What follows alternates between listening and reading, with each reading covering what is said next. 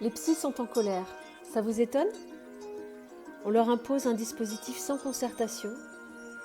On le médiatise auprès de la population sans aucune concertation préalable. On laisse croire que 30 minutes de rendez-vous suffisent à laisser la pensée se déployer, à laisser la parole se développer. Déontologie et singularité piétinées. Le passage obligé des patients chez un médecin généraliste complexifie en fait l'accès au suivi et peut même pour certains constituer un frein à la démarche en multipliant les injonctions de se raconter plusieurs fois à plusieurs interlocuteurs. On laisse croire, voire même on établit de manière arbitraire que 10 séances peuvent suffire dans un suivi. Or, le travail psychothérapeutique ne peut pas se prescrire. Non, nous ne sommes pas des paramédicaux. La psychothérapie n'est pas un acte médical, mais un processus, un parcours. Nous sommes supposés être libres du choix de nos méthodes et outils en fonction des patients, de nos connaissances et des compétences que nous mettons régulièrement à jour.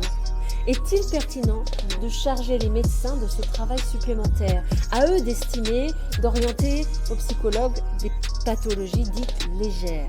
Or, comment l'affirmer en une seule consultation médicale ? Nous-mêmes, psychologues formés à la psychopathologie, ne découvrons parfois qu'après plusieurs séances, des problématiques bien plus importantes. Pour certains, il faudra peut-être plus de séances ou ajuster le cadre.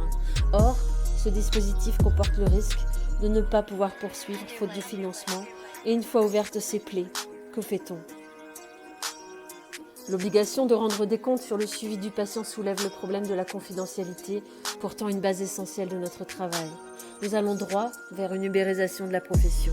Le tout pour un revenu dérisoire et non viable. 22 € pour 30 minutes.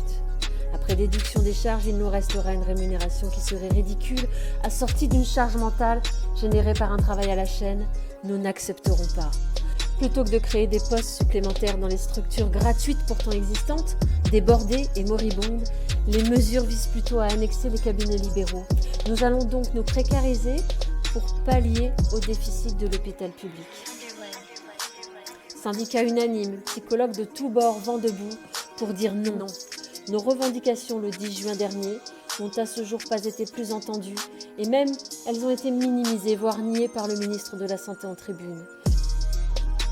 Notre prochaine mobilisation aura lieu le mardi 28 septembre, date à laquelle se tiendront également les assises de la santé mentale où les psychologues seront représentés de façon quasi inexistante. Embarqués bon gré mal gré sur le paquebot de la santé mentale, les psychologues seraient-ils un enjeu important de la campagne électorale de mai 2022 ? Pour le meilleur ou pour le pire ?